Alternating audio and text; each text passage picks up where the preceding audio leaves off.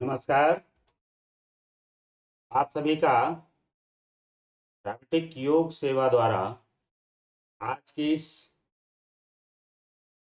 Diabetic योग चर्चा में स्वागत है।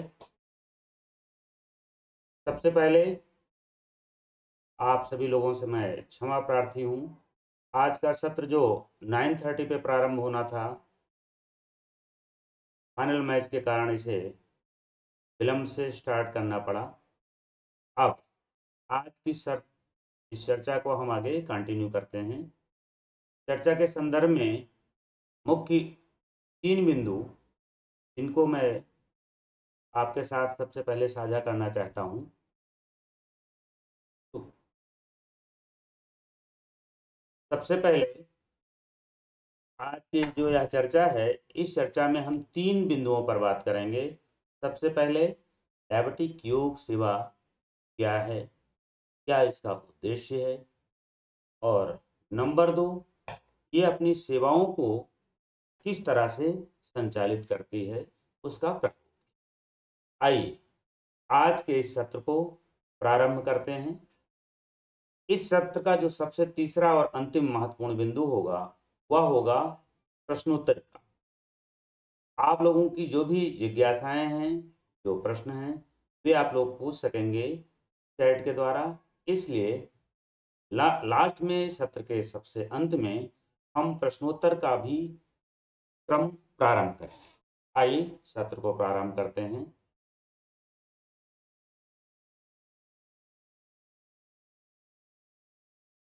सबसे पहले डायबिटिक योग सेवा क्या है? डायबिटिक योग सेवा, जैसा कि नाम से ही पता चल रहा है, डायबिटीज से संबंधित योग की सेवा।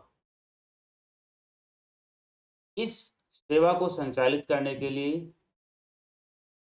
हम गायत्री परिवार के कुछ योग प्रशिक्षक मिलकर के अपने समय दान को एक सेवा के रूप में समर्पित किए हैं।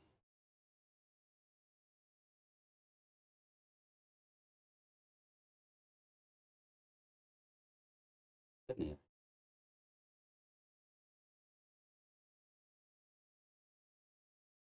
तो यह डायबिटिक योग सेवा गायत्री परिवार के स्वयंसेवकों का एक छोटा सा उपक्रम है, जिसके अंतर्गत हम लोग अपने 1 घंटे प्रतिदिन के समय दान को इसमें सुनियोजित करके उसके माध्यम से इस सेवा का कार्यक्रम करते हैं।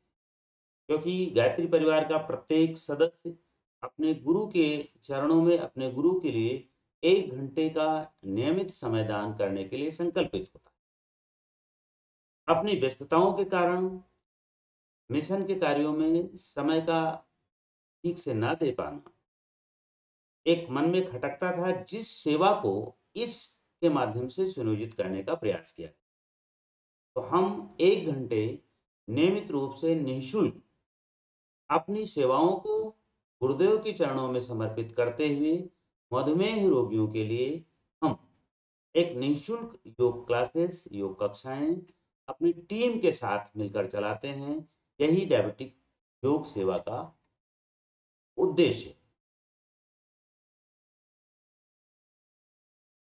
डायबिटिक सेवा के इन उद्देश्यों को हमने 3 भागों में डिवाइड किया है। इस डायबिटिक योग सेवा का जो मुख्य उद्देश्य है वह है अपने समयदान का सुनियोजन।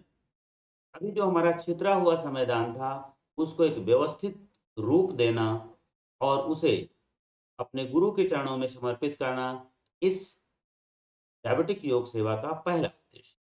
दूसरा, जो भी गायत्री परिवार के परिजन हैं वो जानते हैं कि गायत्री परिवार के द्वारा 7 योजनाएं चलाई जाती हैं: साधना, शिक्षा, स्वास्थ्य, नारी जागरण, व्यसन उन्मूलन, कुरीत उन्मूलन, पर्यावरण संवर्धन। इस तरह से 7 आंदोलनों में से तीसरा जो आंदोलन है, जिसका नाम है स्वास्थ्य संवर्धन आंदोलन। तो ये तीसरा आंदोलन, स्वास्थ्य संवर्धन आंदोलन को यह डायबिटिक योग सेवा मुख्य रूप से संचालित करने के लिए अपने समयदान को सुनियोजित करता है और उस स्वास्थ्य संवर्धन आंदोलन के अंतर्गत केवल एक आयाम, मधुमेह रोगियों को निःशुल्क योग प्रशिक्षण प्रदान करना, वो भी ऑनलाइन माध्यम से। एक एक महीने के शिविर चला। ये तीसरा उद्देश्य है। और चौथा है योग अभ्यास के यौगिक सिद्धांत की स्थापना। सामान्यतः हम योग के अभ्यास तो करते हैं, लेकिन उनका जो सिद्धांत है, जो महर्षि पतंजलि ने बताया है, उनके पैरामीटर्स पर नहीं करते। और यह महर्षि पतंजलि द्वारा जो यौगिक सिद्धांत है, वो योग के अभ्यास के लिए ही नहीं, दुनिया का कोई भी आपको अभ्यास करना हो, जैसे एक विद्यार्थी, एक स्टूडेंट अपने स्टडी का अभ्यास करता है, कोई भी गृहिणी अपने गृह कार्यों में विभिन्न प्रकार के लर्निंग प्रोसेस की अभ्यास करती है, या कोई व्यक्ति ड्राइविंग करना सीखता है, कोई भी जो सीखने का काम है, जो लर्निंग का काम है, उसकी जब हम प्रैक्टिस करते हैं तो उसे अभ्यास बोलते हैं। किसी भी दुनिया का किसी भी क्षेत्र का अभ्यास हो, उस अभ्यास के लिए महर्षि पतंजलि ने एक सिद्धांत दिया है। अगर वह सिद्धांत अप्लाई न किया जाए तो अभ्यास से अपेक्षाकृत परिणाम नहीं आता। वह सिद्धांत चाहे योग का अभ्यास हो, चाहे कोई दूसरा अभ्यास हो, इस डायबिटिक योग सेवा का यह सबसे महत्वपूर्ण उद्देश्य है कि उस यौगिक सिद्धांत के आधार पर योग के अभ्यासों को कराना और उस सिद्धांत को स्थापित करना, उस सिद्धांत को हाईलाइट करना, उस सिद्धांत के केंद्र में ही सारी योजनाओं को संचालित। ये सबसे महत्वपूर्ण डायबिटिक योग सेवा का उद्देश्य है। और पांचवा जो अंतिम उद्देश्य है वह है मधुमेह रोगियों पर योग के प्रभाव का वैज्ञानिक अन्वेषण करना, वैज्ञानिक अनुसंधान करना कि अलग अलग योग के जो अभ्यास हैं अलग अलग रोगियों पर किस तरह से प्रभाव डालते। ये डायबिटिक योग सेवा का मुख्य उद्देश्य हो गया। अब हम अगले चरण में बढ़ते हैं। इस अगले चरण में, क्योंकि डायबिटिक योग सेवा मुख्य रूप से मधुमेह रोगियों पर ही काम करता है, मधुमेह रोग से संबंधित अपनी सेवाएं उपलब्ध कराता है, इसलिए मधुमेह रोग का यौगिक पक्ष क्या है यह भी जानना आवश्यक है कि मधुमेह रोग को योग की दृष्टि में किस तरह से देखा गया है, किस तरह से समझा गया है। मधुमेह के संदर्भ में योग का जो पक्ष है उसके मुख्य 3 बिंदु हैं। पहला, यह एक मनोकायिक रोग। ये सभी जानते हैं कि डायबिटीज क्या है, साइकोसोमेटिक रोग है। ये आधुनिक चिकित्सा पद्धति और अन्य जो भी चिकित्सा पद्धतियां हैं वह सभी इस विषय पर एक मत हैं कि यह एक मनोकायिक रोग, अर्थात मधुमेह क्या है, डायबिटीज क्या है, एक साइकोसोमेटिक डिजीज। साइकोसोमेटिक डिजीज किसे कहते हैं?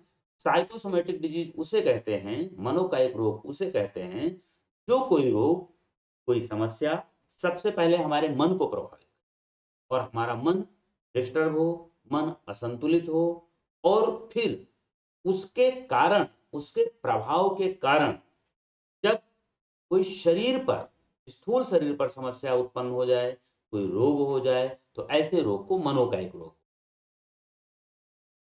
योग की दृष्टि से अगर देखें तो यह मनोकायिक रोग, डायबिटीज, इसकी शुरुआत सूक्ष्म शरीर से होती है।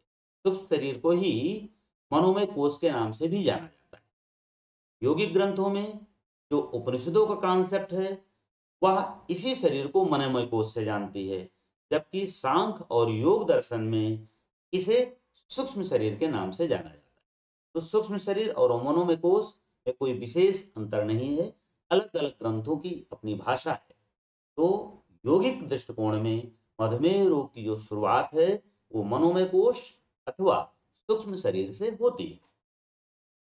जब किसी भी कारण से सूक्ष्म शरीर अथवा मनोमय कोश लंबे समय तक अव्यवस्थित रहता है, असंतुलित रहता है, तब इसका प्रभाव स्थूल शरीर पर दिखाई पड़ने लगता है, जिसके परिणाम स्वरूप मधुमेह रोग की उत्पत्ति हो। यह जो मधुमेह रोग का यौगिक पक्ष है, इसमें यह एक मनोकायिक रोग है, मन से उत्पन्न होता है, मन के बाद स्थूल शरीर पर आता है। इस बिंदु पर आधुनिक चिकित्सा पद्धति और यौगिक अवधारणा में कोई विशेष मतभेद नहीं है। दोनों चिकित्सा पद्धतियां या लगभग लगभग सभी चिकित्सा पद्धतियां इस सिद्धांत को मानती हैं। आगे अब हमें जब हमने ये समझ लिया कि मधुमेह रोग का मुख्य आधार मानव का सूक्ष्म शरीर है या मनोमय कोष है, जिसके कारण मधुमेह रोग की उत्पत्ति होती है, तब हमें यह देखना होगा कि मानव का सूक्ष्म शरीर है क्या। हालांकि यह एक बहुत व्यवस्थित और व्यापक विषय है, जिसको यहाँ घंटे 2 घंटे की क्लास में समझना कठिन है, लेकिन फिर भी मैंने उसको कुछ शॉर्ट करके समझाने का प्रयास किया है कि मनुष्य के 2 शरीर होते हैं, एक स्थूल शरीर, एक सूक्ष्म शरीर। यह जो सूक्ष्म शरीर है, जिसके 18 कंपोनेंट होते हैं, 18 तत्व होते हैं, बुद्धि, अहंकार, मन, और इन तीनों का संयुक्त रूप कहलाता है चित्त। इसके अलावा पंच ज्ञानेंद्रिय, पंच कर्मेंद्रिय और पंच तन्मात्राएं, ये 18 तत्व मानव के सूक्ष्म शरीर के कंपोनेंट अंग। इनमें एक सामान्य, एक व्यवस्थित व्यापार प्रक्रिया होती है, अर्थात इस सूक्ष्म शरीर की जो कार्य पद्धति है एक बहुत ही सिस्टमेटिक है, जिसको हम अगली स्लाइड में देखते हैं कि मानव के सूक्ष्म शरीर की कार्य प्रणाली क्या है। अब देखिए, ये 5 विषय हैं: शब्द, स्पर्श, रूप, रस और गंध। यही 5 विषयों का व्यापार होता है। इसमें सूक्ष्म शरीर में, इस सूक्ष्म शरीर के 18 कंपोनेंट को हम 4 भागों में बांट सकते हैं। पहला भाग, जिन्हें हम विषय कहते हैं, इनका व्यापार होता है। दूसरा भाग, ज्ञान इंद्रियां। ज्ञान इंद्रियां किसे कहते हैं? जो इन विषयों को सबसे पहले कैरी करती हैं, इनको लेती हैं, इन्हें रिसीव करती हैं। ये दूसरा भाग हो गया। फिर तीसरा, ये ज्ञान इंद्रियां इन विषयों को रिसीव करके अंतःकरण में प्रवेश कराती हैं, जो मन से होते हुए अहंकार और अहंकार से बुद्धि में प्रवेश करता है। तो ये तीसरा भाग हो गया, जिसके लिए एक संयुक्त शब्द दिया गया है, अंतःकरण या चित्त। तो तीसरा भाग हो गया अंतःकरण और चित्त। और चौथा भाग है कि जो व्यापार के द्वारा विषय अंतःकरण को प्राप्त हुए थे, अंतःकरण ने उनकी एनालिसिस करके कर्म इंद्रियों को आदेश देता है। अगर तुरंत आदेश देने लायक है, अगर उसे लगता है कि नहीं, आदेश की कोई आवश्यकता है, तो कोई आदेश नहीं मिलता है। तो इस तरह से यह सूक्ष्म शरीर का जो व्यापार है 18 तत्वों द्वारा संचालित होने वाला, इसका मुख्य 4 भागों में वर्गीकरण है। नंबर 1, विषय, जिनका व्यापार होता है। नंबर 2, इन विषयों का जो प्रथम ग्रहणकर्ता ज्ञानेंद्रियां हैं। नंबर 3, ज्ञानेंद्रियों से अंतःकरण में। और नंबर 4, अंतःकरण से कर्मेंद्रियों। और जब अंतःकरण से कर्मेंद्रियों में यह क्रियान्वित होता है, तो पुनः इस क्रिया को ज्ञानेंद्रियां अवलोकन करके यहीं से व्यापार की प्रक्रिया संचालित कर देती है। तो इस प्रकार से एक सामान्य मनुष्य में यह व्यापार की प्रक्रिया सूक्ष्म शरीर में संचालित होती है। इसे अगर आप और स्पष्ट करना चाहें तो एक उदाहरण से समझ सकते हैं। जैसे इस समय यह प्रेजेंटेशन मैं दे रहा हूं, तब आप अगर देख रहे हैं हमें, तो आप रूप के द्वारा, चक्षु से रूप के द्वारा एक ज्ञान ले रहे हैं, और दूसरा शब्द के रूप में स्रोत से। ये 2 ज्ञानेंद्रियां काम कर रही हैं, और इन 2 ज्ञानेंद्रियों से आप इस विषय के प्रेजेंटेशन को ग्रहण कर रहे हैं। बाकी शेष 3 इंद्रियों से ये ज्ञान नहीं प्राप्त हो रहा है। और जितना गहराई से आप ये ज्ञान पकड़ने की कोशिश करेंगे, उतना ये तीनों इंद्रियां निष्क्रिय हो जाएंगी, ये काम नहीं करेंगी। और जब इन तीनों में से कोई भी एक इंद्रिय आ जाएगी, तो इन दोनों ज्ञानेंद्रियों का भी काम बाधित होगा, क्योंकि मन इनमें से किसी एक इंद्रिय से ही एक समय में ज्ञान लेगा। इस समय जितना कंसंट्रेट होकर के आप इस प्रेजेंटेशन को देखेंगे और सुनेंगे, उतना मन चक्षु और स्रोत इन दोनों से शब्द और रूप रूपी विषय को ले रहा है। अब ये अहंकार को दे रहा है, अहंकार बुद्धि को दे रही है, और इसकी एनालिसिस हो रही है। इसको आप समझने का प्रयास कर रहे हैं। यहां पर आपको कोई निर्णय नहीं लेना है, इसलिए ये यहीं पर व्यापार प्रक्रिया होती रहेगी। लेकिन अगर आपको इसी समय कुछ नोट करने की आवश्यकता हो, तो मन आदेश देगा, किसको देगा? हाथों को। और हाथ पेन उठाएगा और उसे नोट करेगा।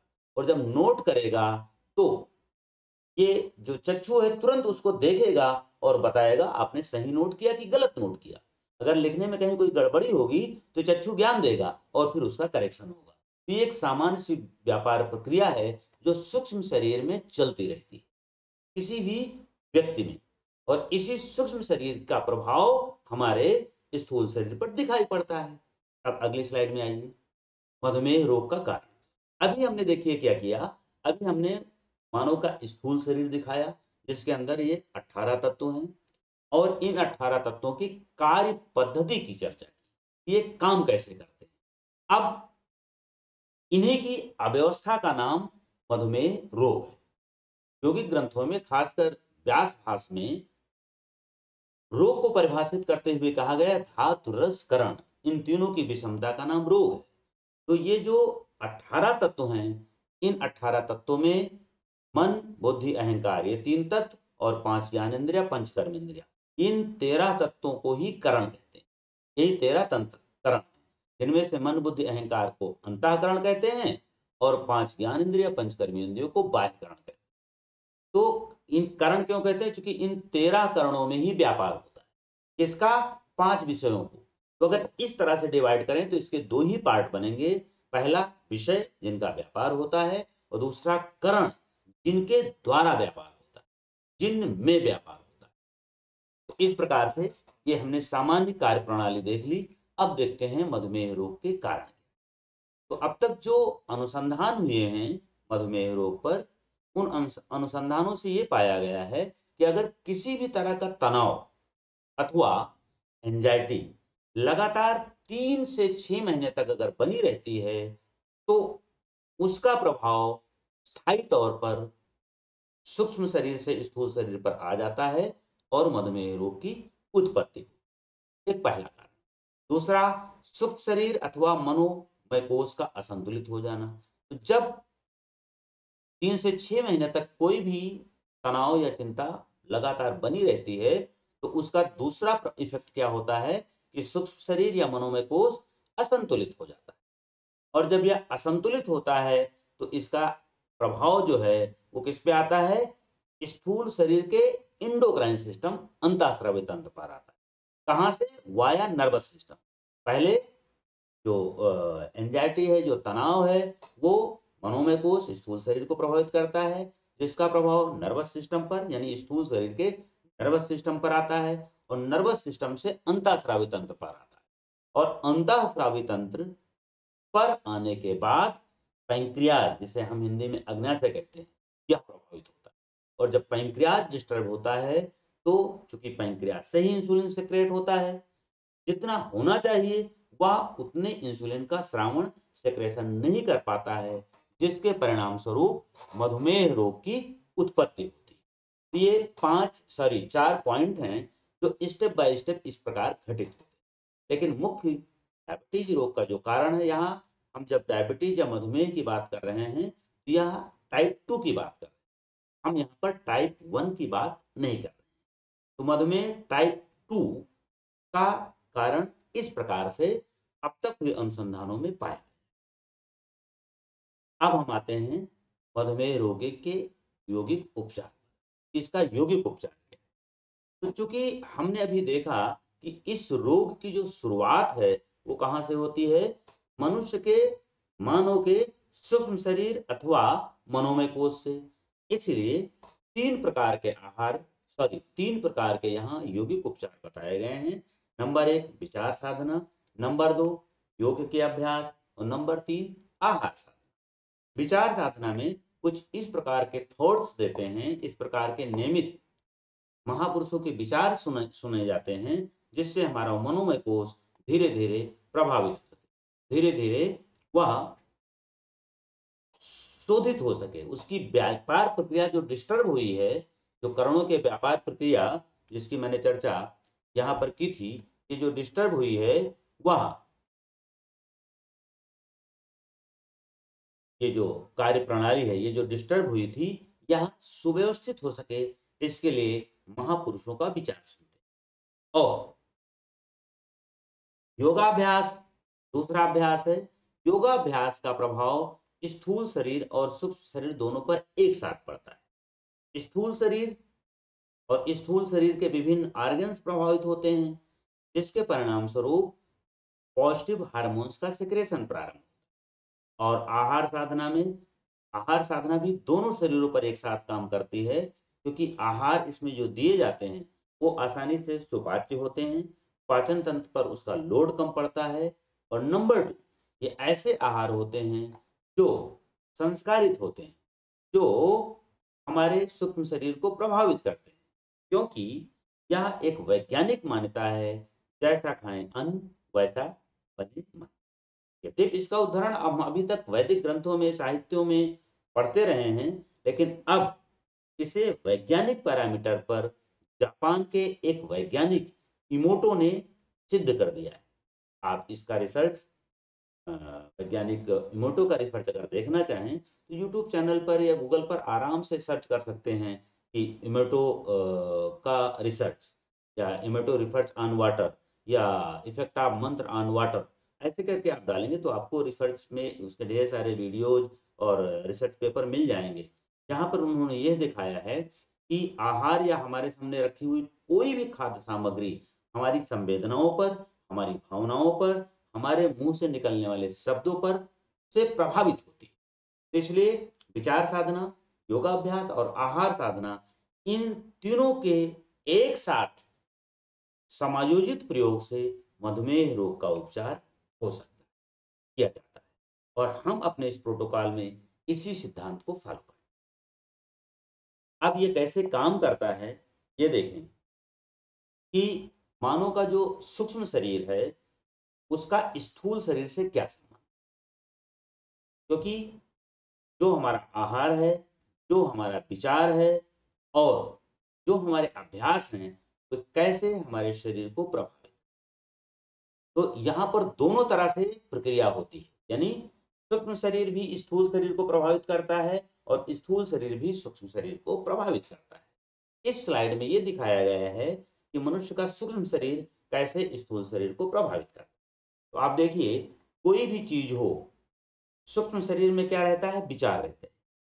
वहां जो कुछ भी आता है वो विचार के फॉर्म में आता है। आप यहाँ पर देखें तो बुद्धि, अहंकार, मन, मन से कोई चीज जब हम ज्ञानेंद्रियों से प्राप्त करते हैं तो कहाँ पर आता है, मन पर आता है। मन से अहंकार पर, अहंकार से बुद्धि पर, और फिर इसी में वो चक्रव्यूह की तरह से चलता रहता है। इस जिसको हम बोलचाल की भाषा में कहते हैं सोचना। जब हम सोचते हैं, किसी विषय पर विश्लेषण करते हैं, चिंतन करते हैं, निर्णय लेने का प्रयास करते हैं, तो यह विचारों की प्रक्रिया इसी अंतःकरण में चलती है। और ये किसको प्रभावित करता है सबसे पहले, तो ये जो जैसा भी विचार हमारे सूक्ष्म शरीर में या मन में आता है, यह सबसे पहले प्रभावित करता है हमारे हाइपोथैलेमस। हाइपोथैलेमस में हाइपोथैलेमस प्रभावित होने पर हाइपोथैलेमस अपने विचार की प्रवृत्ति के अनुसार इंडोक्राइन सिस्टम को प्रभावित कर देता है, और इंडोक्राइन से फिर संपूर्ण शरीर प्रभावित होता है। तो यह एक मानव के सूक्ष्म शरीर से स्थूल शरीर पर उसके प्रभाव को, उसके इफेक्ट को जानने का प्रोसेस है।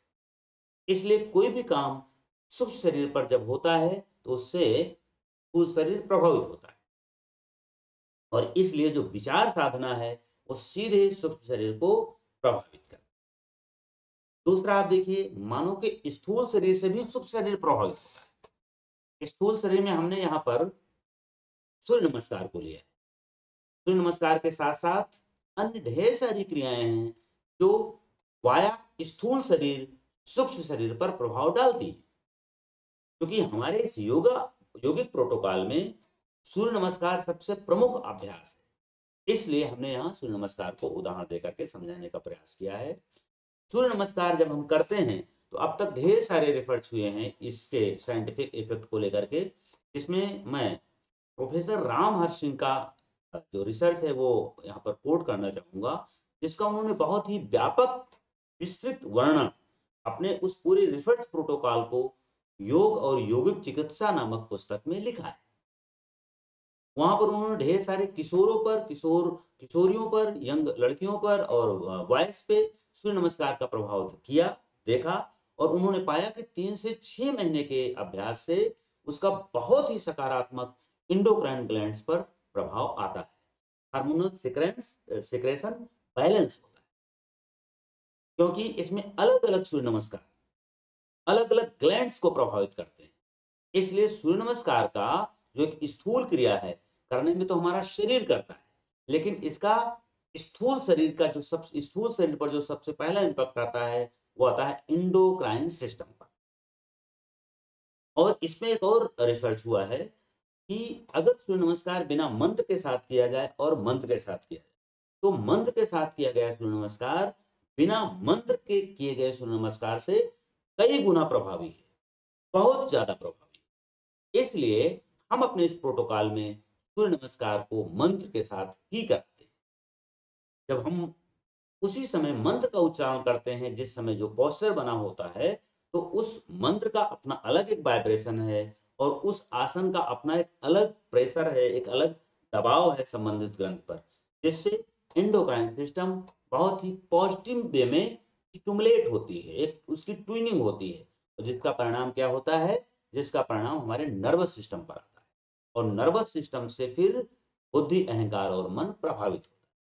इस पे रिसर्च हुए हैं। अगर किसी व्यक्ति को विचारों से हार्मोन्स जैसे प्रभावित होता है, वैसे अगर किसी व्यक्ति में ऑक्सीटोसिन हार्मोन्स इंजेक्शन से ही क्यों ना लगा दिया जाए, तो उसके अंदर उसके जो प्रभाव हैं वो दिखाई पड़ने लगेंगे। तो जब पॉजिटिव हार्मोन्स सिक्रेट होते हैं सूर्य नमस्कार या अन्य से, तो उसका प्रभाव हमारी थिंकिंग पर, हमारे मन पर, हमारे अहंकार पर, हमारी विश्लेषण प्रवृत्ति पर, हमारे थॉट्स की प्रवृत्ति पर, हमारे अंदर जो लव है, जो काइंडनेस है, जो दयालुता है, ये सब गुण डेवलप होते हैं। तो ये एक सिद्धांत है मानव के स्थूल शरीर से सूक्ष्म शरीर पर जाने की प्रक्रिया। तो इस प्रकार हमारे जो दो शरीर हैं, स्थूल शरीर और सूक्ष्म शरीर, दोनों एक दूसरे को प्रभावित करते हैं। और योग के द्वारा जब हम मधुमेह रोग के प्रबंधन पर काम करते हैं, तो हम दोनों शरीरों पर एक साथ काम करते हैं, स्थूल शरीर पर भी और सूक्ष्म शरीर। अब हम 3 प्रकार के जो अभ्यास कराते हैं अपने इस योगा प्रोटोकॉल में, आहार साधना, विचार साधना और योगाभ्यास, उसमें अब हम योगाभ्यास पर आ रहे हैं। यहाँ पर हम विचार साधना और आहार साधना की व्यापक चर्चा नहीं करेंगे। मधुमेह रोगियों के लिए जो हम योगाभ्यास कराते हैं, उन संपूर्ण अभ्यासों को हमने 4 भागों में बांटा है। पहले भाग के अंतर्गत शरीर को गर्म करने वाले अभ्यास कराते हैं, जो अलग अलग आयु वर्ग के हिसाब से होते हैं, जिसमें हम मसल्स और ज्वाइंट्स को थोड़ा हीट करने के लिए, थोड़ा उन्हें अभ्यास के लिए रेडी करने के लिए करते हैं, जिसका समय लगभग 8 से 10 मिनट होता है। दूसरे समूह का जो अभ्यास है, ये सबसे महत्वपूर्ण है। इसके अंतर्गत सूर्य नमस्कार और अश्व संचालन तथा पर्वतासन का संयुक्त अभ्यास, ये 2 तरह के अभ्यास दूसरे भाग में होते हैं। इसमें हम स्टेप बाय स्टेप सिखाने का प्रयास करते हैं, और 30 दिनों की ट्रेनिंग में इसे 51 सूर्य नमस्कार विद मंत्र ले जाने का हमारा लक्ष्य होता है, और उन्हें हम पहुंचाते हैं। उसके बाद पर्वतासन और अश्वंचालन, ये सूर्य नमस्कार के ही 2 आसन हैं। इन दोनों आसनों का संयुक्त अभ्यास कंटिन्यूअस करते हैं। ये 2 अभ्यास दूसरे भाग में सम्मिलित है। ये भी लगभग, ये थोड़ा बड़ा है, जब पूरा अभ्यास होगा लगभग 30 से 35 मिनट सूर्य नमस्कार और अश्वंचालन इन दोनों में लगते हैं। लगभग 25 मिनट लग जाते हैं 51 टाइम्स के सूर्य नमस्कार में मंत्र के साथ, और 5-7 मिनट उसके बाद ये दूसरा। तो लगभग 30 मिनट का कालखंड दूसरे भाग में लगता है। अब तीसरे भाग में 4 प्रमुख आसन हैं, जो अब तक हुए रिसर्चेज में मधुमेह रोग के को नियंत्रित करने में सर्वाधिक उपयोगी पाए गए हैं। इसमें भुजंगासन, धनुरासन, मंडूकासन और अर्ध मत्स्येंद्रासन आब्लिक वक्रासन। यहाँ आब्लिक इसलिए लिखा गया है कि अर्ध मत्स्येंद्रासन थोड़ा कठिन आसन है, सब लोग नहीं कर पाते हैं, इसलिए शुरू में हम वक्रासन कराते हैं। और इस वक्रासन के अभ्यास से जैसे जैसे व्यक्ति में फ्लेक्सिबिलिटी बढ़ती जाती है, वो मत्स्येंद्रासन की ओर बढ़ता जाता है, तो फिर हम उसे अर्ध मत्स्येंद्रासन के अभ्यास में ले आते हैं। ये तीसरा प्रमुख भाग है हमारे अभ्यास का।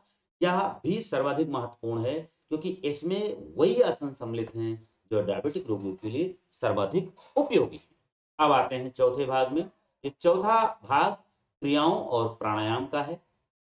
इसके अंतर्गत हम कपालभाति, उदर शक्ति विकासक क्रिया, अग्निसार और इन तीनों के साथ सम्मिलित रूप से उद्यान बंद का अभ्यास करते हैं। ये क्रियाएं हो गई। प्राणायाम के अंतर्गत अनुलोम विलोम, भस्त्रिका, सूर्यभेदी, उज्जयी, भ्रामरी और अंत में ध्यान।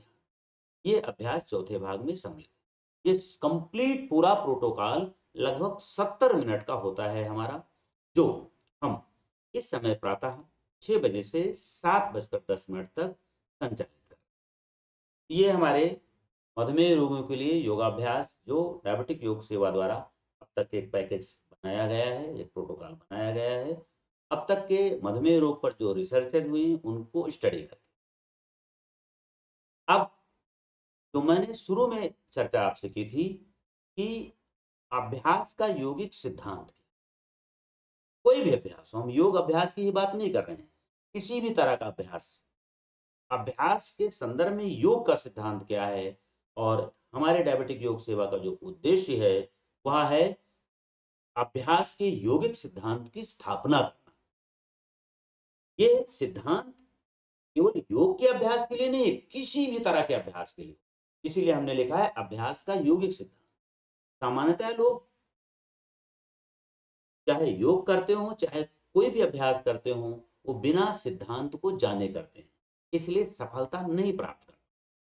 और जिन जिन लोगों ने दुनिया में किसी भी क्षेत्र में जिन जिन लोगों ने सफलता प्राप्त की हो, चाहे वो धन के क्षेत्र में हो, व्यापार के क्षेत्र में हो, राजनीति के क्षेत्र में हो, अपने विद्यार्थी जीवन की सफलता हो, पारिवारिक जीवन की सफलता हो, स्पोर्ट्स जगत की सफलता हो, आज हम लोगों ने एक बड़ा मैच जीता, उसकी भी आप सबको बहुत बहुत शुभकामनाएं। और उसी मैच के कारण ही आज का हमारा जो प्रेजेंटेशन 9:30 पे होना था उसे हमें विलम्ब करना पड़ा, क्योंकि वो भी एक महत्वपूर्ण कार्य था और मेरा था कि सारे लोग उसमें जुड़े हुए हैं, मैं खुद देख रहा हूँ, इसलिए आज के इस प्रेजेंटेशन को हमने डिले किया।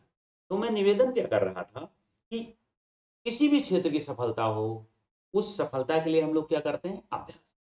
और वह अभ्यास पतंजलि के इन्हीं सिद्धांत से जाता है। दुनिया का कोई भी व्यक्ति अपने अचीवमेंट को इन सिद्धांतों का पालन किए बिना नहीं प्राप्त कर। ये सिद्धांत के मुख्य 3 कंपोनेंट हैं। पतंजलि ने योग सूत्र में इसको बताया है, सतो दीर्घ काल निरंतर सत्कारा सेवितो दृढ़ भूमि। पहले अध्याय का यह 14वां श्लोक है योग सूत्र का, जहां पर उन्होंने कहा है किसी भी तरह का अभ्यास अगर आपको दृढ़ करना है, इसमें चित्त में, तो क्या करेंगे? उसे दीर्घ काल करिए, उसे नियमित करिए, उसे श्रद्धा के साथ। पतंजलि ने अभ्यास किसे कहा है? जिस पर चित्त को स्थिर किया जाए। आप कोई भी अभ्यास करते हैं तो उस अभ्यास में एक्चुअल में चित्त को स्थिर ही तो करते हैं। आप देखिए, आपने कोई भी अभ्यास किया हो तो प्रारंभिक दिनों में आपने क्या किया? चित्त को स्थिर ही किया। बिना चित्त को स्थिर किए अभ्यास नहीं हो सकता। वो चित्त की स्थिरता क्या हो? दीर्घ काल तक, उसका जितना लंबा पीरियड हो उतना अच्छा है। और वह नियमित हो, यानी कि ये दीर्घकालता जो आप ला रहे हैं, जो आप अभ्यास कर रहे हैं, वह अभ्यास एक निश्चित फ्रिक्वेंसी पर रिपीट हो। ऐसा ना हो कि वो कभी 10 दिन के बाद, कभी 5 दिन के बाद, कभी 1 घंटे के बाद, कभी 24 घंटे के बाद, ऐसा ना। उसके रिपीटेशन की जो फ्रिक्वेंसी है वो एक फिक्स हो, तब उसे हम कहेंगे नियमित। और तीसरा कंपोनेंट सबसे महत्वपूर्ण है, वह है श्रद्धा। जो भी आप अभ्यास कर रहे हैं, जिस अचीवमेंट के लिए कर रहे हैं, क्या आपको विश्वास है कि आप उस अचीवमेंट को उससे प्राप्त कर लेंगे? अगर नहीं है तो आप अपना समय वेस्ट कर रहे हैं, आप उस अचीवमेंट को नहीं प्राप्त कर सकते। क्योंकि यहाँ ये मुद्दा नहीं कि वो साधन कितना सक्षम है, मुद्दा यह है कि आपकी श्रद्धा कितनी। श्रद्धा को सबसे महत्वपूर्ण कंपोनेंट माना गया। ये 3 कंपोनेंट, और इन 3 कंपोनेंट में कोई भी अभ्यासी किसी भी फील्ड का अचीवमेंट प्राप्त कर सकता है। हम अपने योग के अभ्यास इन्हीं दृष्टिकोण पर, इन्हीं पैरामीटर पर संचालित करें। यह अभ्यास के यौगिक सिद्धांत का वैज्ञानिक पक्ष। थोड़ा सा जो पतंजलि का यह यौगिक सिद्धांत है, इसके वैज्ञानिक पक्ष पर दृष्टि डाल लें। अगर हम इसके वैज्ञानिक पक्ष पर दृष्टि डालते हैं, वैज्ञानिक अवलोकन करने का प्रयास करते हैं, तो हम पाते हैं कि महर्षि पतंजलि का जो यह सिद्धांत है, यह पूर्णतः साइंटिफिक सिद्धांत है। कैसे? आइए थोड़ा सा हम अपने अभ्यास की निपुणता को वैज्ञानिक पैरामीटर्स पर देखें।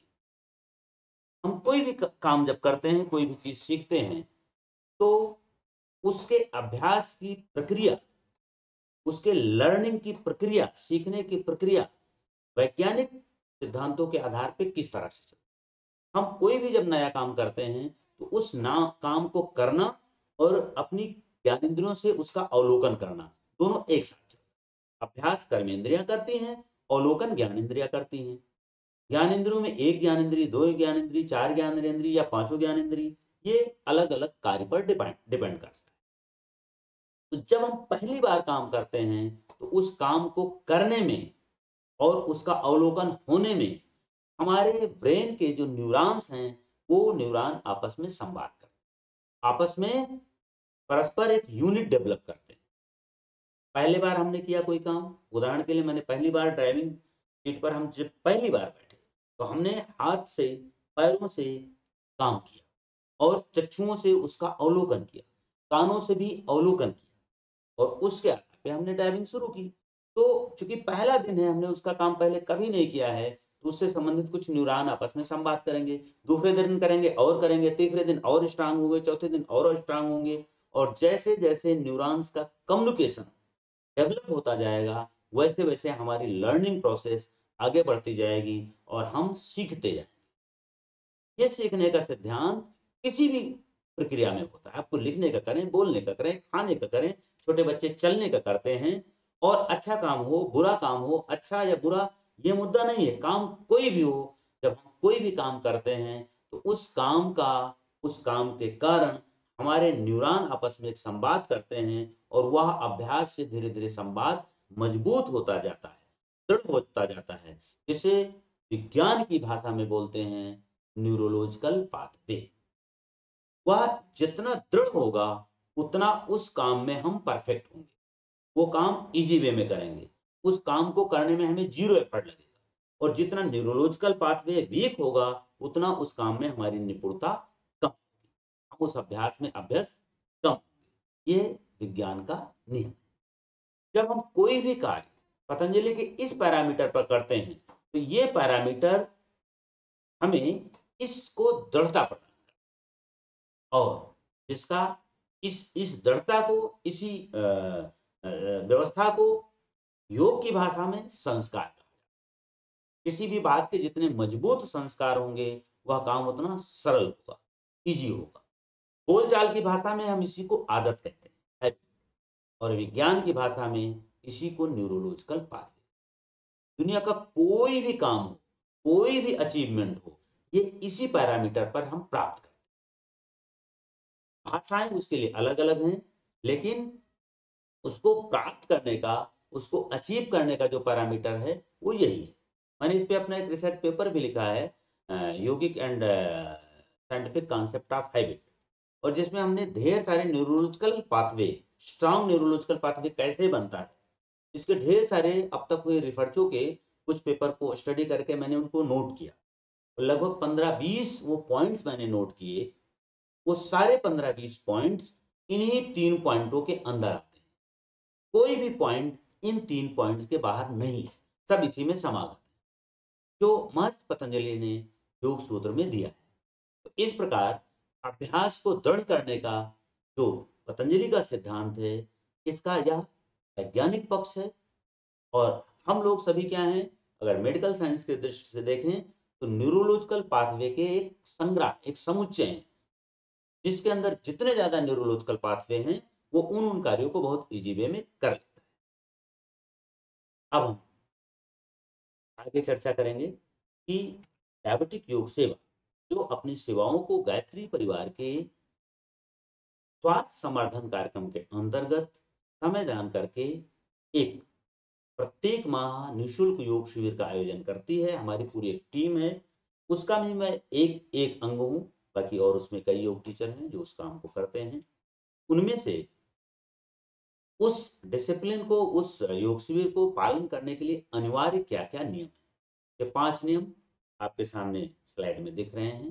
पहला है नियमित योगाभ्यास करना, ये हमारा अनिवार्य शर्त है, क्योंकि जब तक न्यूरोलॉजिकल पाथवे नहीं बनेगा तब तक अभ्यास का कोई मतलब। हमारा लक्ष्य है, हमारा उद्देश्य है एक स्ट्रॉन्ग अभ्यास के न्यूरोलॉजिकल पाथवे का निर्माण, ताकि फिर आप किसी समस्या के कारण अगर कभी अभ्यास ना भी कर पाए तब भी वो आपकी आदत से ना जाए, हम लोगों ने कई अपनी आदतें बना रखी हैं, जिनको अगर हम नहीं करते हैं, तो वो हैबिट्स या वो संस्कार या वो न्यूरोलॉजिकल पाथवे हमें बार-बार याद दिलाते हैं, हमें परेशान करते हैं, तुमने हम आज ये काम नहीं किया। जैसे कोई व्यक्ति जिसने कुछ दिन तक बिना स्नान के भोजन न किया हो, अगर मजबूरी में किसी दिन उसे बिना स्नान के भोजन करना पड़े, तब भी उसे उस पूरे दिन ये अखरता रहेगा। वो हैबिट, उसका न्यूरोलॉजिकल पाथवे, उसका संस्कार उसको याद दिलाता रहेगा और एक दिन न करने का ये मतलब नहीं होगा कि वो अगले दिन भी ना करे, वो अगले दिन भी ना करे। जब स्नान की व्यवस्था हो, तब वो ना करे, ऐसा नहीं हो सकता। आप सबने देखा होगा कि हम योग के अभ्यास या अन्यान्य अभ्यास अपने नियमित जीवन में क्यों नहीं ला पाते हैं? क्योंकि उनका स्ट्रॉन्ग न्यूरोलॉजिकल पाथवे नहीं बन पाता है और जिनका बन जाता है, वो उनके बिना हम रह नहीं पाते हैं। तो इसलिए हमारे इस योग शिविर में 30 दिन का हमने दीर्घकाल फिक्स किया है। उस 30 दिन में दीर्घकाल में नियमित अभ्यास अवश्य। ये जो दीर्घकाल है, ये पतंजलि के द्वारा कायदे में अभ्यास के लिए दिया गया प्रोटोकॉल और उस प्रोटोकॉल में दीर्घकाल के यानी न्यूरोलॉजिकल पाथवे या संस्कार बनाने का जो दीर्घकाल है, वो कितना हो, इसका हमारी परंपरा में, सनातन परंपरा में, वैदिक परंपरा में, योगिक परंपरा में ढेर सारे उसके स्ट्रक्चर दिए गए हैं। सबसे छोटा जो ड्यूरेशन है वो 3 दिन का है, 9 दिन का, 27 दिन का, 40 दिन का, 90 दिन का, 1 साल का, जिनको हम कल्प, अनुष्ठान, व्रत आदि के माध्यम से, आदि के नामों से जानते हैं। 9 दिवसीय अनुष्ठान क्या है नवरात्रि का? एक प्रोटोकॉल है, अभ्यास को दृढ़ करने के लिए।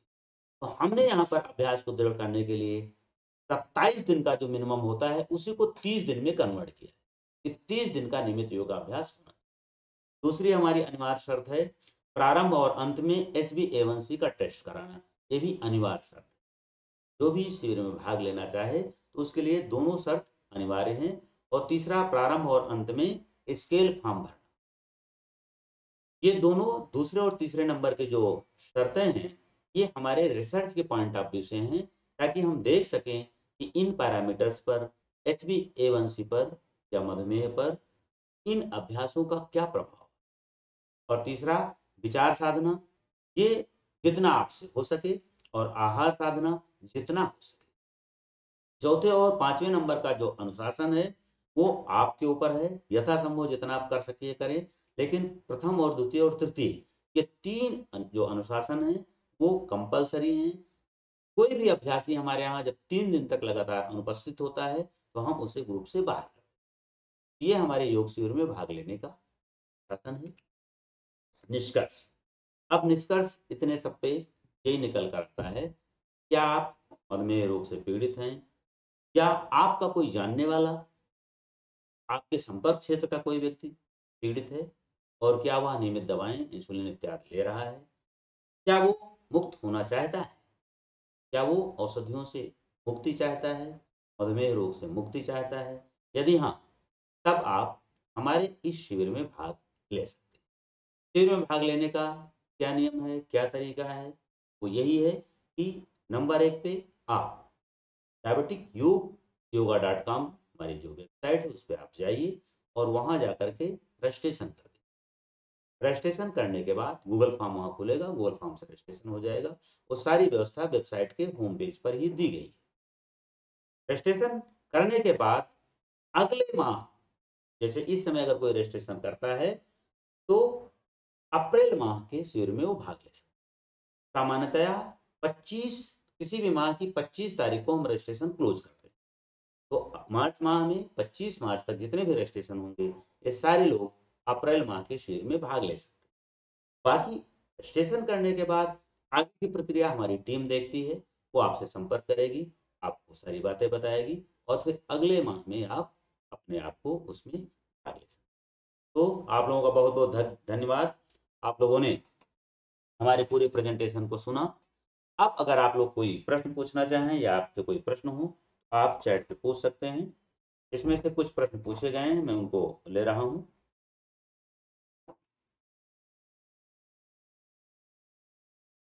और जो लोग पूछना चाहें वो प्रश्न पूछ सकते हैं। आप पढ़ो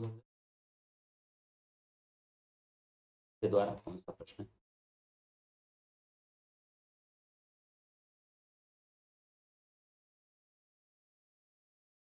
मीनू के द्वारा पूछा गया है किडनी पेशेंट के लिए भी योगाभ्यास बताएं। देखिए ये हमारा पूरा प्रोग्राम मधुमेह रोगियों के लिए ही समर्पित है।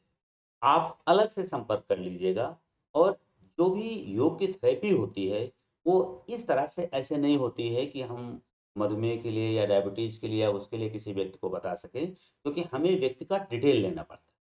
ये जो गूगल फॉर्म मैंने कंपलसरी बताया इसमें हम पूरा डिटेल लेते हैं, नाम पते के साथ में आपकी हाइट क्या है, आपका वेट क्या है, आपका बीपी कितना रहता है, और फिर उसके बाद आप diabetes with sleep disorder, spinal disorder, diabetes with high blood pressure, diabetes with low blood pressure, diabetes with thyroid, diabetes with obesity, बहुत सारे उसमें क्राइटेरिया हैं। तो किडनी की प्रॉब्लम के लिए सबसे पहला जो स्टेप है वो हमें उसको डायग्नोज करना पड़ेगा। देखिए अभी आपने देखा हमने सबसे पहले अपने प्रेजेंटेशन में क्या किया। सबसे पहले हमने अपने प्रेजेंटेशन में मधुमेह रोग को यौगिक दृष्टिकोण से जानने का प्रयास किया। तो जो किडनी की समस्या है उसे हम सबसे पहले योग की नजरिया से समझना होगा। और दूसरा जो सबसे महत्वपूर्ण है वो है कोई भी रोग हो उसका कारण क्या है। अगर कारण का निवारण नहीं होगा तो किसी भी समस्या को कम ज़्यादा किया जा सकता है, उसका पूरी तरह से नियंत्रण या पूरी तरह से उसे क्योर नहीं किया जा सकता। तो मधुमेह के साथ साथ अगर डायबिटीज है तब सॉरी किडनी की समस्या है अथवा सेपरेट किडनी की समस्या है, दोनों में हमें इसके सबसे पहले काज पर जाना होगा। इसके लिए आप इंडिविजुअल हमसे संपर्क कर सकते हैं। बहुत बहुत धन्यवाद। अगला कोई प्रश्न? आप लोगों का अगर कोई प्रश्न है तो आप पूछ सकते हैं, अथवा इस प्रेजेंटेशन को यहीं समाप्त किया जाएगा।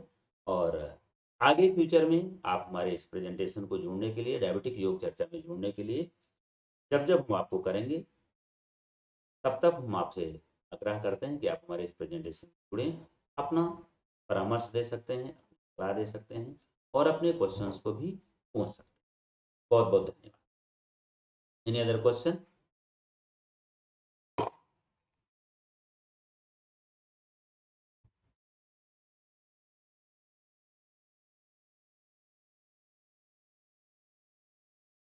Thank you so much. आज के प्रेजेंटेशन को यही समाप्त करते हैं। जुड़ने के लिए सभी को बहुत बहुत धन्यवाद।